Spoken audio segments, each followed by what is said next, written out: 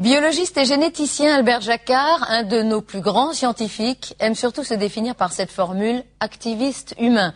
À travers tous ses livres, il s'est engagé dans de nombreux combats au service de la dignité humaine. Albert Jacquard, souvent on explique aux enfants, pour que tu naisses, pour que tu sois né, il a fallu que papa dépose une graine dans le ventre de maman. Il y a quelque chose de vrai dans cette explication? C'est totalement faux et c'est monstrueux. C'est monstrueux parce que tout le monde comprend ce que c'est qu'une graine. Avec une graine d'un chêne, vous fabriquez un chêne. Ouais. Mais quelle est la graine d'un enfant? Elle ne vient pas du papa. Le papa, tout ce qu'il a pu produire, c'est un spermatozoïde. Et la maman, symétriquement, a produit une cellule qu'on appelle un ovule.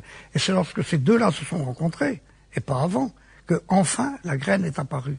Et par conséquent, toutes les expressions que l'on emploie à propos de cet acte important qu'est faire un enfant, se reproduire, comme on dit bêtement, eh bien tous les mots sont mauvais. En particulier le mot se reproduire, que je viens d'employer, est un mot faux. Ni papa ni maman ne se reproduisent. C'est pas la reproduction, la fabrication d'un être humain? Pas. Si, elle existe dans la nature. C'est même par là que ça a commencé, il y a 3 milliards d'années. Il y a des petites bêtes qu'on appelle par exemple des bactéries qui se coupent en deux. Alors celles-là, elles se reproduisent. Vous prenez une bactérie, elle s'ennuie, elle se coupe en deux, il y en a 2 pareilles. Puis 4, puis 8, il y en a de plus en plus. Mais elle s'est reproduite. Mais heureusement, cette mécanique-là a été complètement oubliée. On ne sait pas très bien quand, il y a 1 milliard d'années peut-être, et on a remplacé la reproduction par la procréation, qui est exactement le contraire. Une des façons que j'ai de le faire comprendre aux enfants, c'est de leur dire, ce soir, dites donc à vos parents, pendant le repas du soir, que quand ils vous ont fait, ils n'étaient pas 2, contrairement à ce que ils vous ont prétendu. Ils étaient 4. Alors tout le monde écoute. Comment ils étaient 4? Qu'est-ce que c'était donc? Qu'est-ce qui se passait? Mais oui, il y avait 4 êtres vivants. Il y avait le papa, la maman, bien sûr, des grosses bêtes, puis il y avait 2 petites bêtes qui avaient leur quant à soi, qui vivaient un spermatozoïde et un ovule. Et par conséquent, ça fait bien 4 êtres vivants, 2 comparses, 2 grosses bêtes, et puis 2 petites bêtes qui font le travail, l'ovule et le spermatozoïde. Et évidemment, c'est exactement le contraire de la reproduction, car un ovule, disons, ne reproduit pas la maman, un spermatozoïde ne reproduit pas le papa. Ils ont été tous les 2 obtenus en faisant un tirage au sort. Et c'est ça qu'on oublie toujours et qui est essentiel dans la procréation, c'est qu'il y a quelque part un tirage au sort. Quand un monsieur veut faire un spermatozoïde, eh bien il rassemble toutes les informations qui lui ont permis de se construire. On appelle ça le génotype pour prendre des mots techniques, mais au fond le patrimoine, la dotation génétique. Alors il rassemble tout ça et puis il en tire la moitié au sort. Alors tiens, pour tel caractère, je vais mettre ce que j'avais reçu d'informations de mon papa, pour tel autre de ma maman. Et il fait cela tellement de fois que le nombre de combinaisons possibles est fabuleux. Si bien que chaque fois qu'un homme fait un spermatozoïde, chaque fois qu'une femme fait un ovule, elle fait un objet qui est tiré au sort dans une collection tellement grande que pratiquement on n'en fait jamais 2 pareils.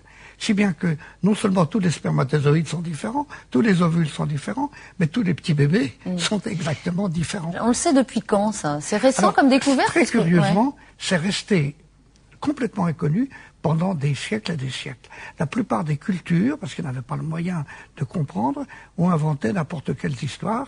Et même il y a une période au début de la science, quand on a inventé le microscope, ce qui est un magnifique outil, on l'a utilisé pour regarder ce qu'il y avait dans le sperme des hommes. Et on a découvert ces fameux spermatozoïdes avec une grosse tête, une longue queue, puis ça s'agite, c'est vibrillonnant. Et on a pensé que dans la tête du spermatozoïde, il y avait un bébé tout fait. Alors qui allait dans le ventre directement? Et puis, alors à ce moment-là, c'était la graine. Ah oui. Voilà. Mais après, on a regardé aussi ce qu'il y avait dans le ventre des femmes. Quand même. Et on a trouvé l'ovule. Et on s'est dit, mais un ovule, c'est beaucoup plus grand qu'un spermatozoïde. Donc c'est plus naturel d'imaginer que le bébé, il est tout fait dans l'ovule. Et on s'est battu, figurez-vous, pendant 1 siècle et demi, entre ovistes et spermatistes. Mais non, madame, le bébé est tout fait dans le spermatozoïde. Mais non, monsieur, il est tout fait dans l'ovule. Jusqu'au jour, mais il n'y a pas longtemps, il y a 139 ans, c'est pas vieux, où un moine, par hasard, c'est un moine qui a fait ça, en cultivant des petits pois, a eu l'idée géniale de se dire, mais ni l'ovule ni le spermatozoïde ne sont une reproduction, ils résultent d'un tirage au sort. Et au fond, c'est lui qui a inventé que pour faire un enfant, il faut se mettre à 4. Et c'est donc la procréation Et ça s'appelle sexuée la procréation. et surtout pas reproduction. Donc le mot est Surtout pas. totalement impropre. Il faudrait supprimer de tous les livres d'école le mot reproduction sexuée. Du moment qu'il y a sexe, il n'y a pas reproduction. Il y a tirage au sort et il y a justement mise en place d'un processus extraordinaire de création du neuf à tous les coups. C'est pourquoi il faut parler de procréation. J'ai été créé et il n'y en a pas deux comme moi. Et on peut dire ça à chacun.